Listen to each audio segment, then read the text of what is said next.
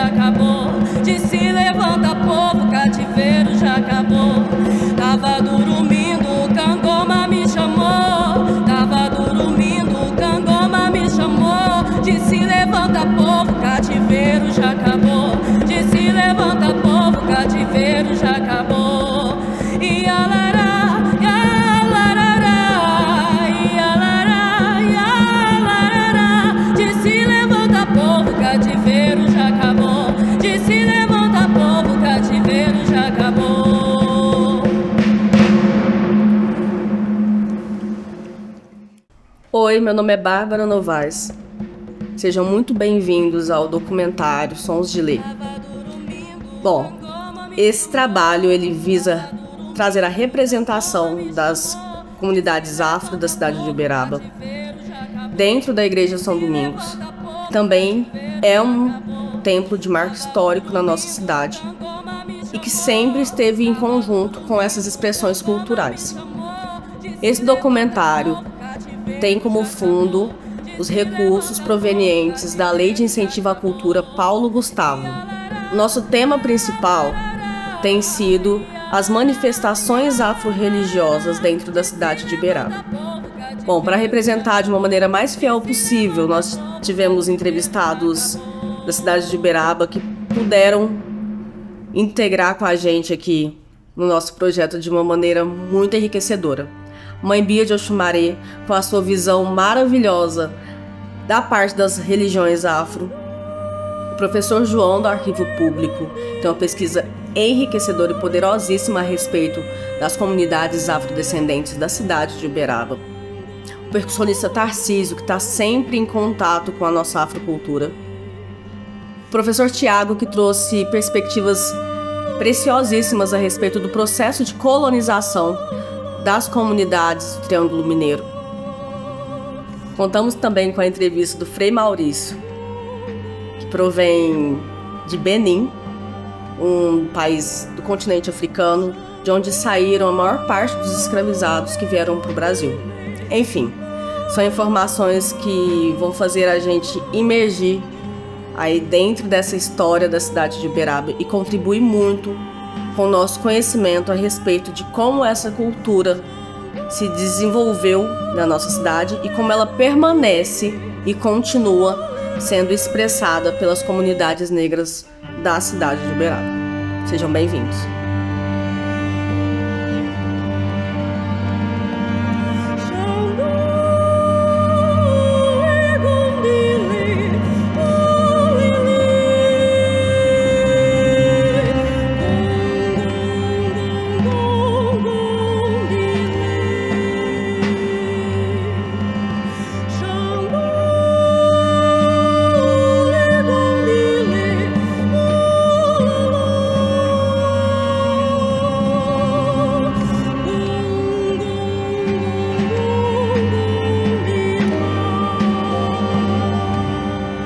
A colonização do Brasil começou no século XVI, com a chegada dos portugueses, que implantaram um sistema brutal de exploração e dominação sobre os povos indígenas.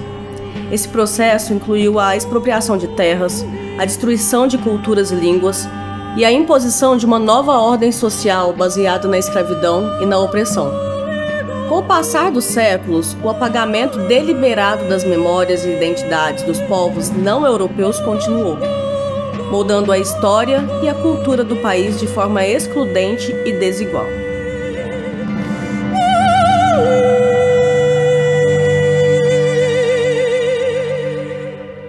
Esse processo de colonização, né, de ocupação do território, ele só se deu graças ao trabalho de seres humanos escravizados. Esse contingente de povos, nações que foi recrutada, né, foi feita cativa, foi aprisionada e capturada no continente africano, vindo para o Brasil se desloca, né, negros oriundos de origens diferentes, né, e se misturavam ali naqueles navios negreiros, né. Então ali já se deu um grande caldeirão, assim, digamos, né, de povos, de culturas, de pensamentos, de conhecimentos diferentes. A escrita da história traz essa problemática, né, do que é essa colonização e eu acho que seria essa contribuição dos povos, né? Na verdade, os povos indígenas e os afrodescendentes, eles foram mão de obra escrava, foram obrigados a trabalhar compulsório, e digamos que eles que construíram tudo que veio a ser Brasil depois, né? Eles e tudo que resultou do encontro desses povos. Então, por exemplo, a gente sabe que os indígenas, né, se não fosse esses povos, esses europeus não teriam enriquecido, não teriam gerado capital.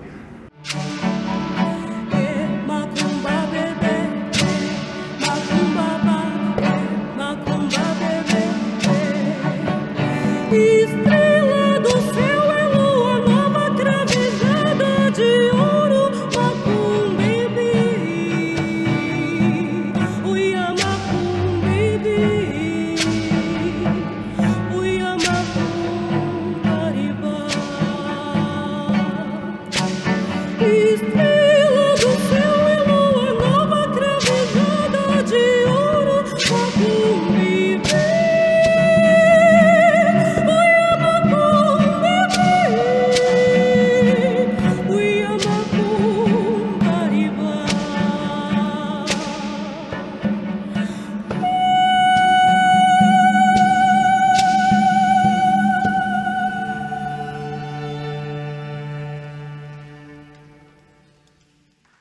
Os povos indígenas e afrodescendentes resistiram de diversas formas à opressão colonial.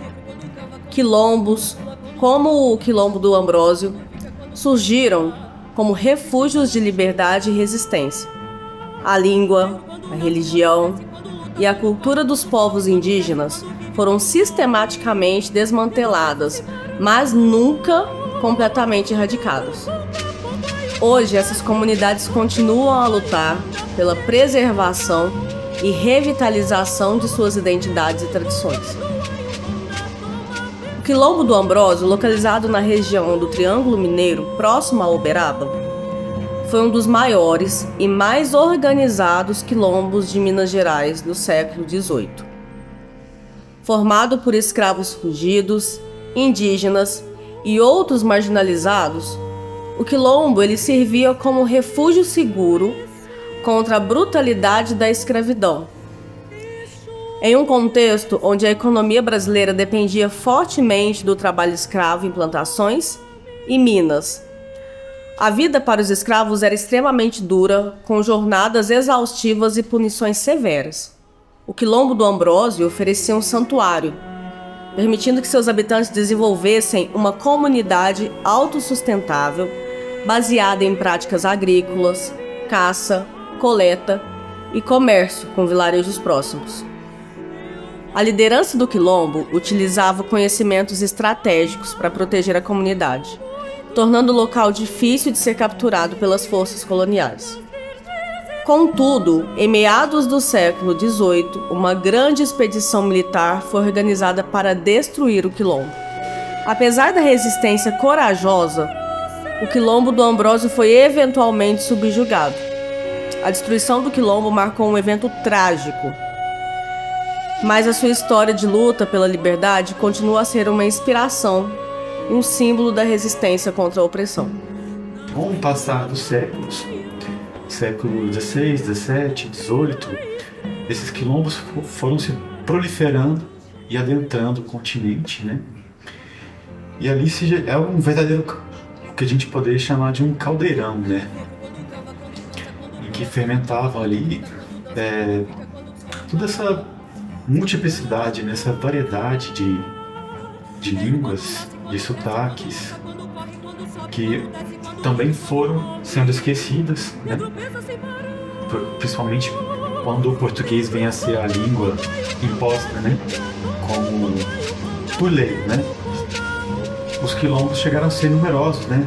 Chegavam a congregar dezenas de milhares de pessoas, e ali eles traçavam as próprias regras, né?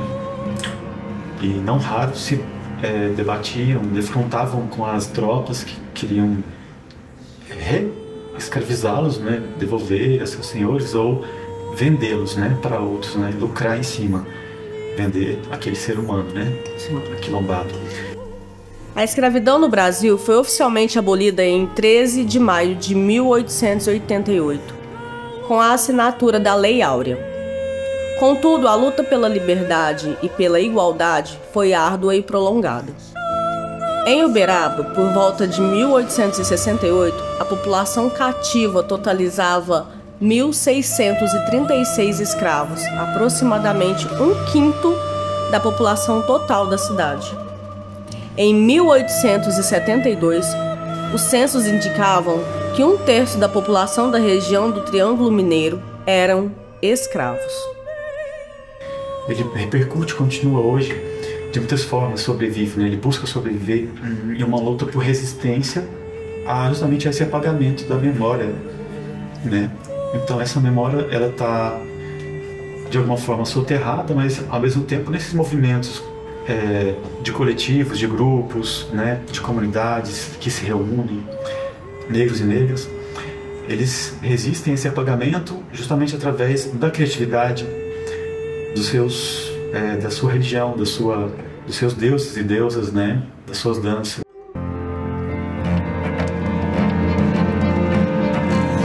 Negro chora, negro samba na macumba do quilombo, do malafo, da muamba, da tupumba, no ribombo, do rucungue, do ganzão. Negro cai no pombo dos mirongas, do muganga, todo bando nesse jogo, roda negro, roda ganga. Chora manso no gongão. Negro pumba, pumba e o banda, ginga, pumba, pumba e o banda, negro pumba.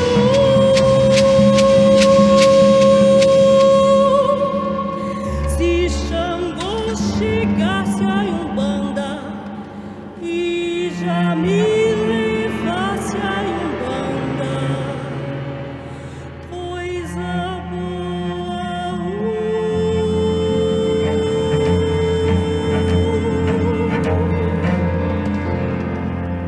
A cidade de Uberaba, elevada à condição de cidade em 1856, buscava consolidar sua posição como um dos principais centros urbanos do interior do país. A economia local dependia fortemente do trabalho escravo nas fazendas e também na cidade. Os negros escravizados em Uberaba enfrentavam uma vida de extrema dificuldade, marcada por longas jornadas de trabalho, punições severas e condições de vida deploráveis. No entanto, eles também encontraram maneiras de resistir e preservar sua cultura e identidade, formando comunidades solidárias e utilizando a religião e a música como formas de resistência. Meu nome é João Eurípides de Araújo. A minha pesquisa de mestrado é sobre a família escrava em Uberaba. Principalmente quando nós fomos fazer o catálogo para estudo da escravidão em Uberaba, é um catálogo também que pegou do período de 1815 a 88. A princípio a nossa ideia foi pegar toda a documentação que existe no arquivo público referente à escravidão e fazer um catálogo para facilitar as pesquisas, né? Isso é um tema muito procurado e também devido à dificuldade que os alunos têm para chegar aqui e ler documento do século XIX. O escravo, você tem, desde que você sai de África, que você vai dar aquela volta, né, na suposta árvore do esquecimento, você tinha que ser batizado. E se você não tivesse esse sacramento, ao chegar no Brasil, você teria que ser batizado. Vocês têm que se converter para o catolicismo, porque os antepassados de vocês estão queimando no mármore do inferno. E se vocês não converterem, vocês também vão queimar. Mas, para vocês conseguirem essa purificação, vocês vão ter que sofrer em terras de Eleimar, como Cristo sofreu, derramando sangue, derramando suor, e etc, etc. E aí segue o discurso, ou seja, ele está justificando a escravidão e já preparando os caras que estão vindo para essa terra. Só que o que acontece? Com o passar do tempo, o escravo se apropriou dessas dessas relações com a Igreja Católica. Ele casa, ele é batizado, e eu fiz um estudo sobre os padrinhos. A maioria dos padrinhos que iam ao altar para batizar os filhos de escravos eram livres e pessoas que tinham posse. É lógico que você tem a relação também com os africanos, com os crioulos, apadrinhando seus filhos. Mas eles também se utilizavam disso. Sabe para quê? Por quê? Ele está pensando lá na liberdade. Porque muitos dos filhos dele foram libertados na pia batismal. Se eu não me engano, foi em 88 anos, quando comemorou os 300 anos da abolição da escravidão.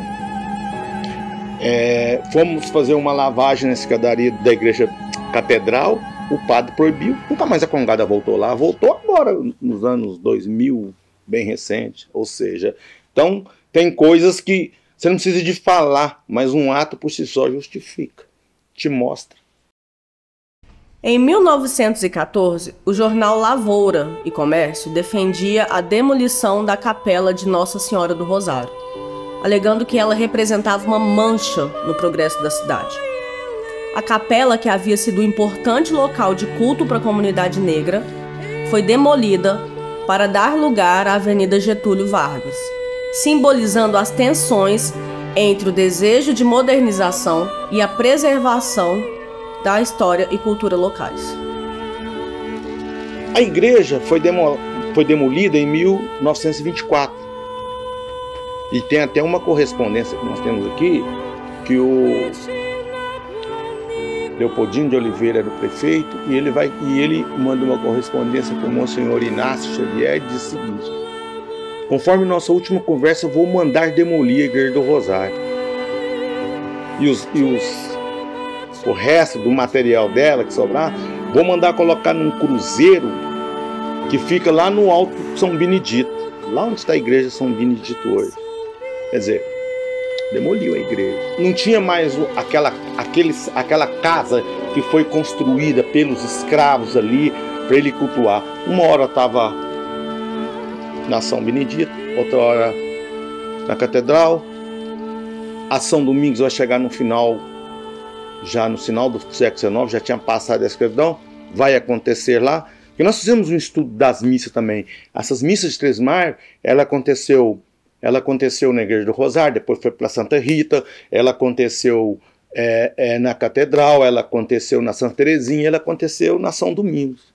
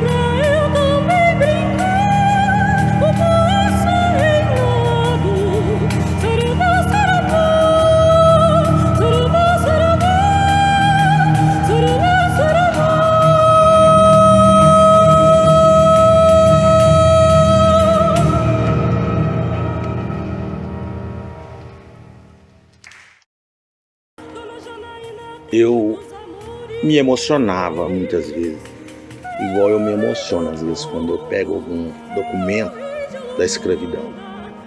Às vezes eu estou no meu cantinho, quietinho, pesquisando ali, mas só Deus sabe como está o meu sentimento, a minha cabeça. Mas não é de dó, não, é da força que esses caras tiveram, da sapiência.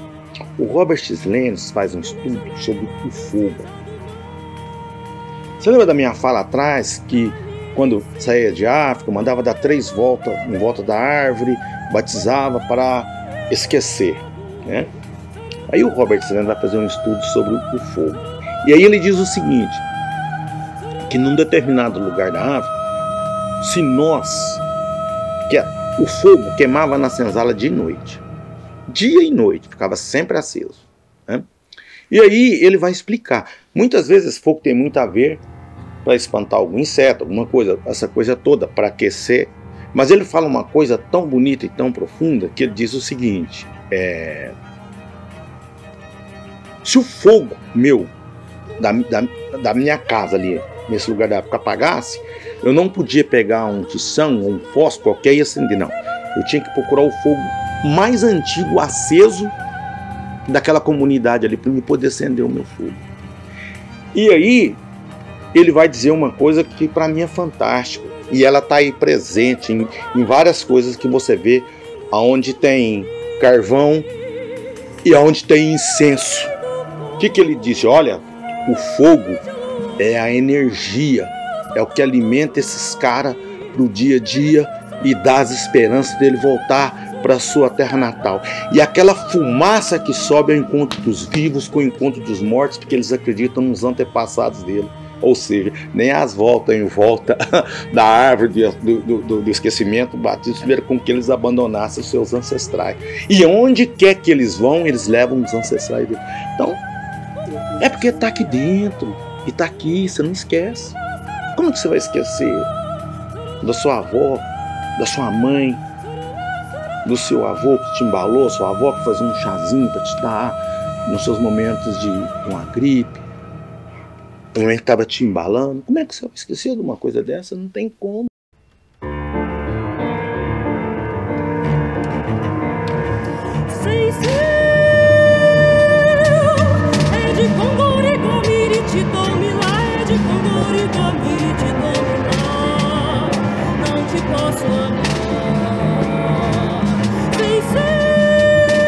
A Igreja São Domingos começou a ser construída em 1889, apenas um ano após a abolição da escravidão. Projetada pelos engenheiros Egídio Bete Monsagrati e Dr. Florente, e construída por José Cotana. A igreja foi erguida com o estilo neogótico, um marco arquitetônico significativo para a cidade de Uberaba. Construída com tapiocanga, uma pedra natural da região, a igreja é um testemunho da perseverança e habilidade dos trabalhadores da época. A igreja foi inaugurada em 1904, embora suas torres só tenham sido adicionadas em 1914, resultando em uma diferença estilística notável. Esse projeto ambicioso foi uma resposta direta à necessidade de se criar um espaço religioso grandioso para a comunidade católica de Uberaba. No início do século XX, Uberaba passou por um processo de modernização e desenvolvimento urbano. A cidade buscava se firmar como um importante centro regional. E esse progresso muitas vezes significava a substituição de antigas estruturas por novas construções.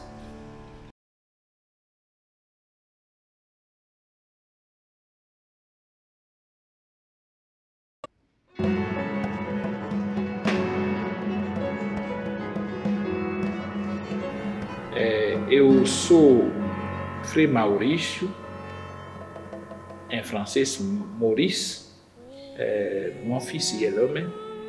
Eu sou de nacionalidade beninense. Eu me sinto em casa por causa da presença negra no Brasil, que faz com que eu me sinta mais seguro.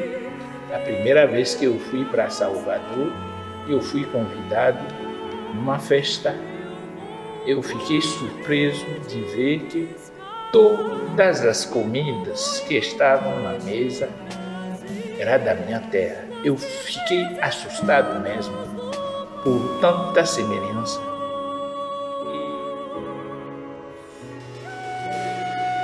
E essa cidade é bem única, no sentido da capacidade de esconder os negros, Me desculpe, mas é a realidade.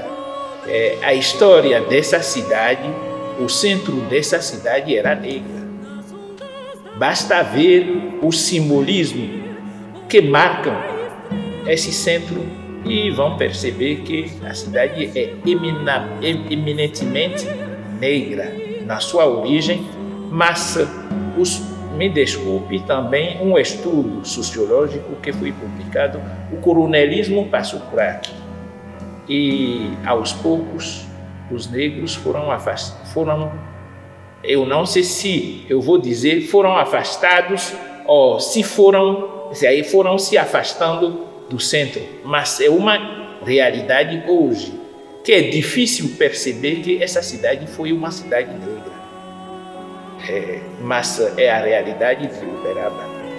E quando se vai na periferia, se observa nitidamente a diferença entre o centro e a periferia.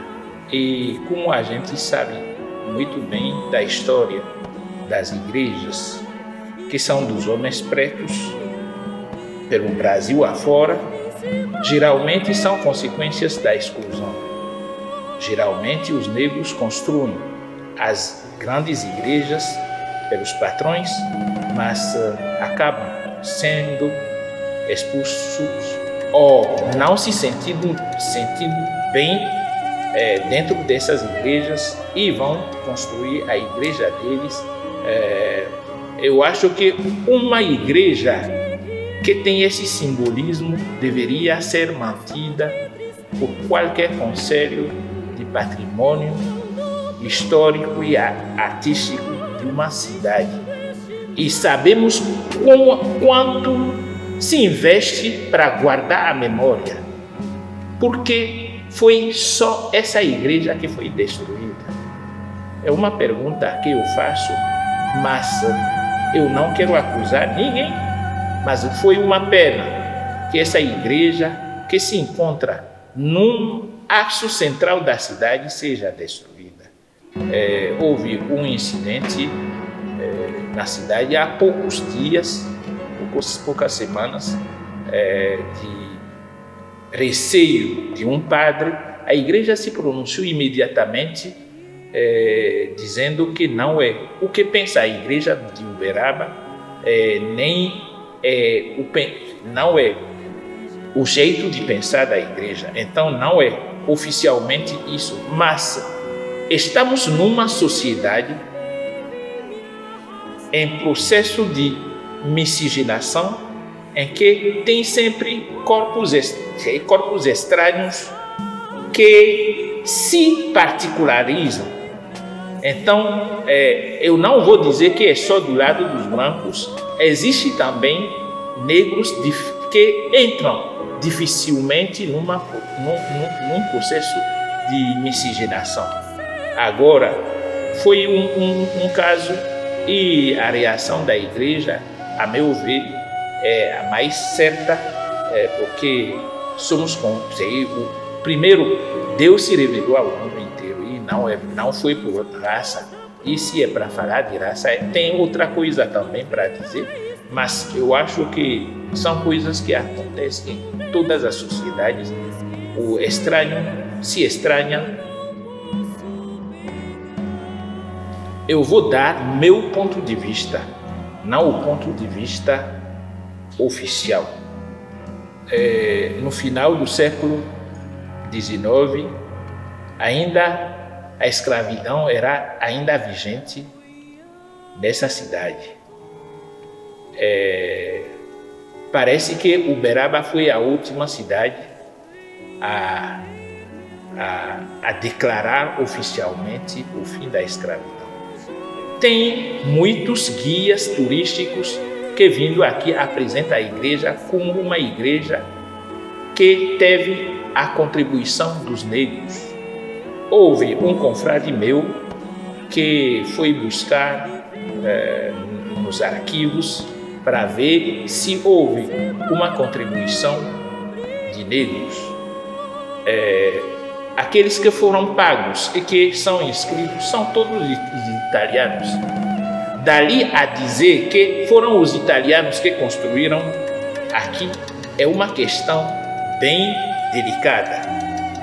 O que eu sei é que no tempo da escravidão não se paga negros, escravos, quando se faz o trabalho. Então, para mim, eu sei simplesmente que Uberaba foi a última cidade a acabar com a escravidão.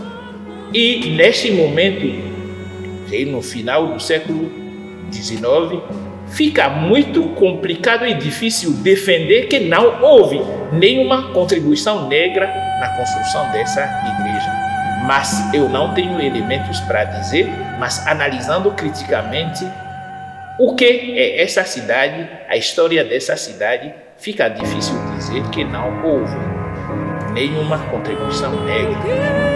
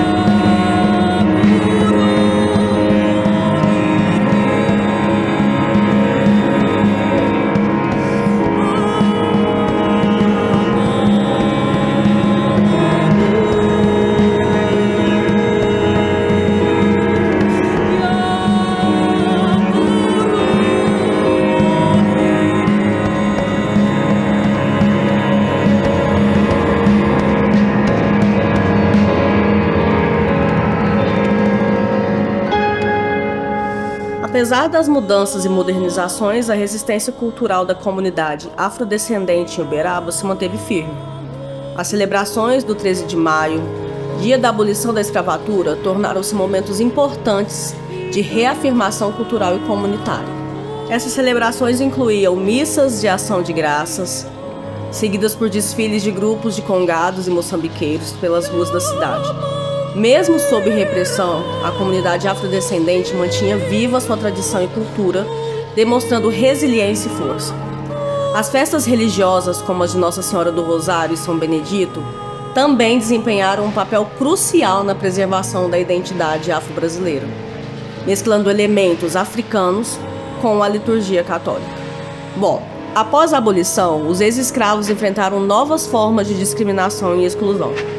Muitos foram obrigados a trabalhar nas mesmas fazendas onde haviam sido escravizados, agora como trabalhadores assalariados, mas sob condições igualmente opressivas.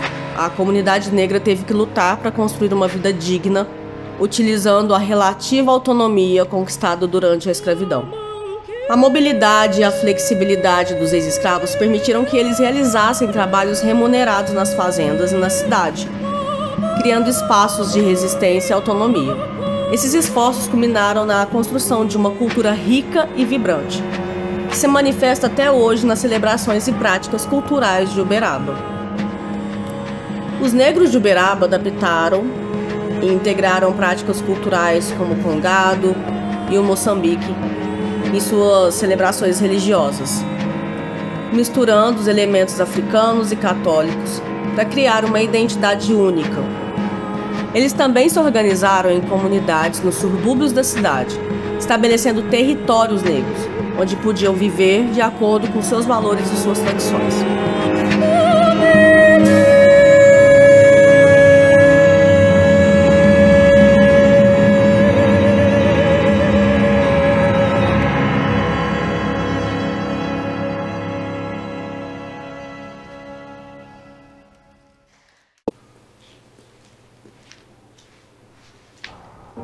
Muito me preocupa quando as pessoas de outra religião, de outra fé, nos proíbem de adentrar em determinados espaços, porque nós somos de cultura negra, porque nós somos um povo negro, né? Então, já visto o que aconteceu há poucos dias atrás com um padre que proibiu, né, ou que disse em rede social que ele fazia uma missa de desagravo logo após um evento cultural de 13 de maio, né, que aconteceu dentro da igreja, e que ele iria lavar os espaços com água benta. Ora, Desde quando que a gente precisa, ainda em 2024, ser visto como pessoa não grata no espaço? A cultura negra, ela é tão maravilhosa, ela é tão especial, ela é tão viva, que ela não precisa de um espaço católico para se manter enquanto cultura. Ela não precisa mais desse espaço para se manter enquanto cultura. Ela é uma cultura viva. Fazer da nossa cultura o congo, a congada, a marujada e tantas outras cultura negra, né, espaços negros ou eventos negros, eles não precisam mais entrar nas igrejas. Entram nos nossos espaços, então, né, de candomblé, entra nas casas de umbanda, entra nas casas de nagôs, dos voduns. Por quê? Porque são expressões negras, são expressões nossas, e nós não precisamos. Eu digo que nós temos uma religião que tem toda, ela se contempla por inteiro. Eu não preciso levar um filho de santo meu para padre nenhum dar a bênção, eu não preciso levar os meus mortos para padre nenhum da extrema-unção, porque nós temos um ritual de axexê, que é o ritual da morte. Então, uma religião como a minha, ela não precisa de espaço de igreja para sobreviver. Então, em 2024, eu convoco todo o povo negro, todo o povo da minha nação, da minha religião, da minha cultura, da minha pele. Você não precisa mais entrar em espaço católico para se manter enquanto religião. No jardim onde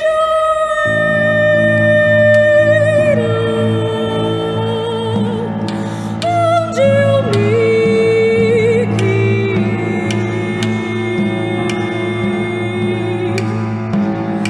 lá tinha uma rosa,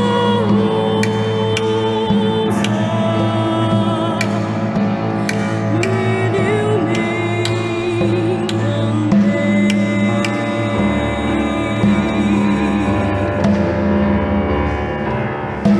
Ouro é de minha São Benedito, na coroa de anjo tem contar. Lá na coroa de anjo tem contar. A gente sabe que a Igreja Católica foi e sempre será lembrada como o algoz da nossa cultura. Tiraram de nós o sobrenome, tiraram de nós o direito de cantar e reverenciar nossos orixás, incutir em cada um de nós que nós tínhamos que reverenciar um Deus ou um ser que morreu crucificado. E nós não temos um ser crucificado na nossa religião. Nós não temos céu e inferno na nossa religião. Eu tenho Orum e Aê. Eu tenho céu e terra. É diferente de céu e inferno. Há 150 anos atrás, quando a Igreja São Domingos foi construída, quem era trabalhador? Branco? Europeu? Ou o povo negro? Quem não tinha trabalho? Quem não tinha carteira de trabalho? Homem branco ou homem negro? Quem você acha? Você acha realmente que precisa ter registro escrito, notificado, registrado em cartório, que era o povo preto quem levantou as primeiras igrejas nesse país? Uberaba está aí para dizer que há 100, 150 anos atrás, quem era mão de obra e continua sendo mão de obra barata no mercado é a carne preta. Então eu não preciso nem me preocupar em espaço público para ver se tem alguma coisa escrita para dizer que era o povo preto quem construiu esse país, quem construiu esse estado e quem construiu essa cidade. O problema é que quando Chica da Silva se viu impossibilitada de entrar numa igreja de brancos, ela mandou construir uma igreja para ela, em que ela pudesse entrar. E isso está na história do país, né? O que a gente não quer é de verdade aceitar que a mão de obra era uma mão de obra negra e continua sendo uma mão de obra. E que agora nós continuamos sendo proibidos de entrar. E aí agora nós somos proibidos de entrar porque dizem que o espaço é um espaço silencioso de contemplação. Me diz o que nossa presença negra, com os nossos tambores, com os nossos cânticos, cantando principalmente para santos brancos, santos de igreja católica, porque quando a gente sai com os bumbos, com as pernas cheias de toques e tudo mais, para cantar, a gente sai para cantar para São Benedito, para Nossa Senhora do Povo Preto, né? Para Nossa Senhora do Rosário. Nenhum desses santos são de origem iorubá. Todos eles são de origem branca. Eu volto a dizer, hoje nós não precisamos adentrar em espaço nenhum, de igreja nenhuma, para fazer da nossa cultura uma cultura viva. Levar a percussão para a música erudita, levar os instrumentos africanos para a música erudita, para cantar as músicas de matriz africana religiosas, para mim foi muito importante, assim. E mostrar que a gente pode exercer o sagrado, o sacro, qualquer coisa que seja sagrada, em qualquer templo que se diga religioso. Porque o sagrado não é só Jesus Cristo. A música sacra é aquilo que é sagrado pra gente dentro da nossa crença. Sim. Então eu levei a minha música sacra para um templo religioso. Para um ambiente de sagrado, né? Que a galera vai buscando isso. Exatamente. Eu senti essa importância da entrada da percussão naquele templo, justamente por causa desse rompimento que nós percussionistas vivemos muito, esse rompimento, né? Erudito, popular, lugar de tocar isso, lugar de tocar aquilo, né? Quando a gente pensa em música sacra, a gente, no primeiro momento, a gente pensa numa música europeia, né? Sim.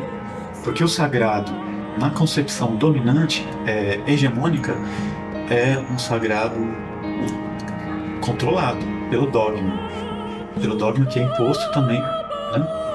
Mas quando a igreja ela passa a abrir espaço para as comunidades negras e passa a integrar, né, de alguma forma, né, buscar integrar, como nós temos, por exemplo, na Igreja do Rosário, em Uberlândia. Aqui em Uberaba havia também uma Igreja do Rosário que foi demolida. E você falou do atabaque, a sonoridade do atabaque dentro da Igreja Católica, né? Aproveitando aquela acústica, aquela ressonância, né? Num templo que muitas vezes era a única opção da pessoa, única opção sinestésica, assim, transcendental da pessoa, né? A gente enfiar um atabaque, eu levei também um chequerê, também fez muita... Massa, chequerê. Ele fez muito da sonoridade ali, e fora daquele lugar de só chacoalhar, só preencher o ritmo, né? Os instrumentos de percussão tiveram muito esse papel também de, olha a importância de uma nota de chequerê, olha a importância de uma nota dessa caixa tocada de uma maneira mais sutil. Dá para fazer isso também, né? Com esses sons, né?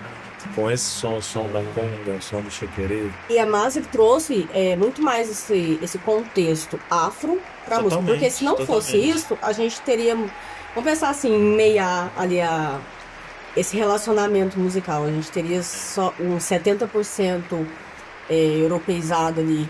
Sim. A música, se não fosse a parte da percussão. A parte da percussão, ela pendeu a balança totalmente contrário.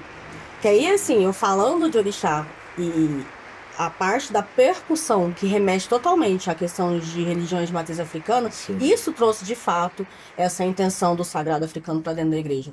Lindo.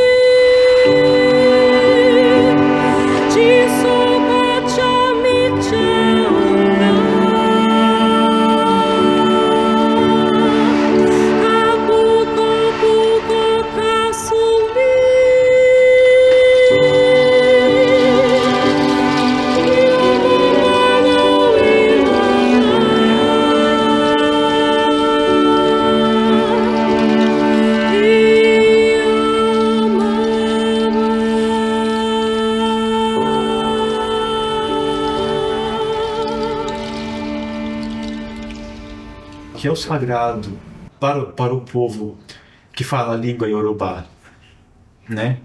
O que é sagrado para alguém ali de Mali, de Moçambique. Agora, o que é o sagrado aqui no Brasil, desde uma perspectiva hegemônica? Bom, a gente sabe que a igreja é um espaço de culto, onde ali se executa um rito, né? As religiões de matriz africana, elas também construíam seus templos, principalmente os templos que eles tinham, os templos ao céu aberto, em que se tocavam instrumentos feitos de água, como o djembe, por exemplo, muitos instrumentos de percussão e percutidos com couro de animais, né? E forjados ali, tudo feito à mão, né, também.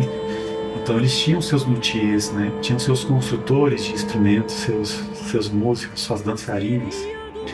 Agora, isso tudo, de alguma forma, não aparece num contexto de música sacra contemporânea ainda, raramente, né? Embora estão se abrindo espaços, mas para que a voz do negro e da negra apareça mais, né? Que esse sagrado, que não é idêntico, que não é igual à concepção do sagrado desde da perspectiva hegemônica europeia, de alguma forma, esse caldeirão ali, por exemplo, quando se dá um espetáculo em que as pessoas, os negros e as negras ocupam esses espaços, como as catedrais, né, as capelas. Então, a gente não pode dizer que existe uma fusão de culturas, eu não acredito que as culturas possam se fundir e uma possa deixar de ser o que era e simplesmente mergulhar. Pode existir a aculturação, transculturação, mas a pesquisadora boliviana Silvia Ribeira Cusicanqui, ela fala que não existe essa coisa da hibridez, uma coisa híbrida. Ela diz que existe uma justaposição. Então a gente pode pensar o sagrado na música sacra como uma justaposição, né?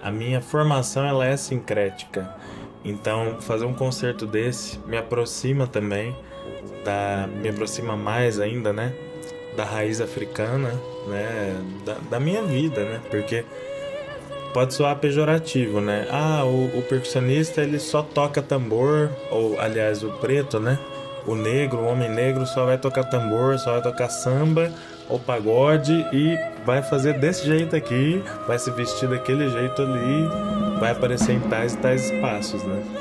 esse concerto, ele coloca a nossa percussão africana num patamar que para os europeus, né, ou para a cultura dominante, vamos falar assim, que na verdade, quando a gente chama de minoria, a gente é a maioria, né? Assim, é a cultura dominadora, né? A cultura dominadora, colonizadora, né? Para eles seria um patamar inquestionável de cultura, né? Usando partitura e não sei o que, e nossa, olha, foi escrito por uma cantora lírica, né? A gente interpretar, né, essas composições, eu acho que enriqueceu muito assim nosso fazer artístico, né? Porque eu penso muito nisso também, Bárbara, de o que a gente estaria fazendo na época que essa igreja foi construída, por exemplo, o caminho, né, que você cita como uma homenagem, né, aos nossos antepassados. Eu também vejo assim. E penso que se hoje em dia a gente pode tocar um instrumento, cantar num espaço daquele ali, que a gente estaria sendo açoitado, estaria fora do registro histórico, né? Naquela época a gente estaria fora do registro histórico, né? Como tem muita controvérsia sobre se as mãos pretas não ergueram aquilo ali também, né? Tem essa questão de trazer a memória, né? Quem nós fomos, quem somos e onde estamos através da cultura. Quando eu falo de orixá, quando eu trago música erudita brasileira, que muita gente não sabe que existe, eu estou rememorando todos esses compositores que também foram importantes para a construção da música nesse país. Inclusive, que valorizaram a música sacra de matriz africana, tão como hoje muitas pessoas não valorizam. Dentro de um ambiente incomum que é a música de concerto. Isso faz com que as pessoas repensem as próprias posturas a respeito disso. Eu estou tirando essa mistificação de demonização da igreja da religião afro-religiosa, cantando essas músicas dentro de uma igreja. Não tem nada de demoníaco nisso. Né? Nós trazemos uma memória cultural, nós educamos através da cultura, de uma maneira não incisiva e não enfática, só mostrando a arte para elas, num lugar muito impróprio, inclusive. A principal diferença é a amplificação ou a ausência dela. A música erudita, a música de concerto, ela não é feita para ser amplificada. Ela é feita para ser escutada num lugar próprio para esse som ressoar. Então, esse lugar tem essa acústica apropriada para que a gente cante, as pessoas todas possam nos ouvir mesmo sem o microfone, ela é essencial para que a gente pratique a arte erudita da maneira como a gente estuda ela para ser feita. A partir do momento que eu coloco o microfone, aí eu já tenho que mudar totalmente o formato da minha voz. Porque ela está sendo amplificada, é um outro som que eu vou ter que extrair. Então, aquela técnica toda que eu estudo durante anos, ela tem que ser modificada. A música popular não, ela é toda amplificada, você pluga, você bota o microfone, e o microfone ele te dá a margem para você não precisar de uma potência vocal enorme ou desse estudo específico que a gente tem para a música erudita o tempo todo.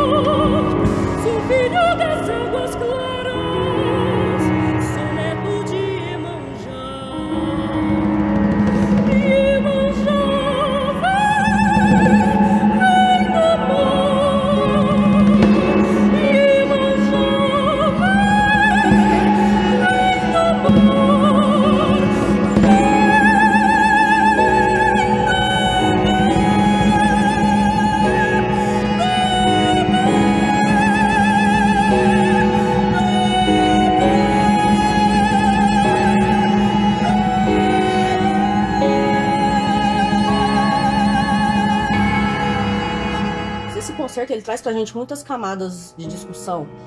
A gente tem a questão artística, a questão musical, que exige ali, né, quantos anos de estudo eu tenho pra construir esse repertório. Bom, tem 20 anos que eu estudo, cara. Fui fazer as contas, 20 anos estudando canto erudito.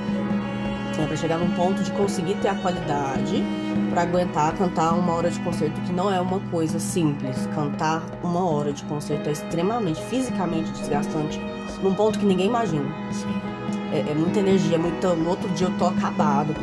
É desgastante musicalmente falando, fisicamente. É um contexto que a gente se encontra em papel de protagonismo. Nós somos negros protagonizando uma música que não foi escrita para que nós fizéssemos, porque foi uma música negra transcrita para brancos cantarem. Eu tenho certeza que ninguém pensou que uma cantora negra fosse cantar uma música erudita e fosse reproduzir aquelas canções quando escreveram. Ainda que use pontos rituais. Exatamente. Ainda que, né? Então, assim, se a gente fizer um recorte histórico naquela época, quando que você ia imaginar que uma cantora, primeiro, uma mulher negra, fosse cantar música erudita? A gente for pegar 1900. Quando que você vai pensar que ela vai chegar a ter uma qualidade suficiente para reproduzir aquelas canções? Então, são muitos recortes ali. Dentro de uma estrutura que foi... Nem registros a gente tem de pessoas negras construindo aquela igreja, se houveram pessoas negras construindo. São muitas camadas num evento só, sabe? Aí você ter um público majoritariamente branco. Quando a gente olha as filmagens, a gente vê que tem um público majoritariamente branco, porque um concerto ainda é muitas vezes não acessível, não acessado à comunidade negra. As pessoas negras que foram lá, eu tive perguntas assim: Bárbara, com que roupa eu vou ao concerto? Olha que loucura. Então não se imaginam naquele lugar, ouvindo aquela música, porque não se coloca isso possível para essas pessoas. Então são muitas inclusões num lugar só, sabe? Para mim representou muita coisa. Com a arte a gente conseguiu acessar tantas coisas assim de uma única vez, que para essa cidade eu acho que é uma coisa muito pioneira. Com certeza, com certeza.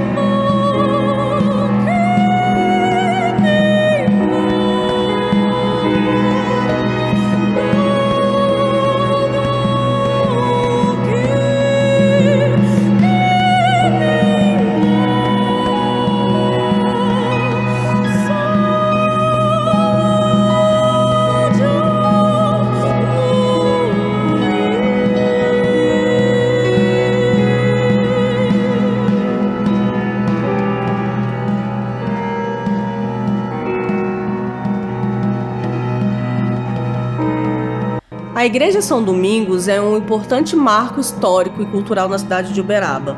Hoje ela continua sendo um ponto de referência para eventos e manifestações culturais, celebrando a rica herança da cidade.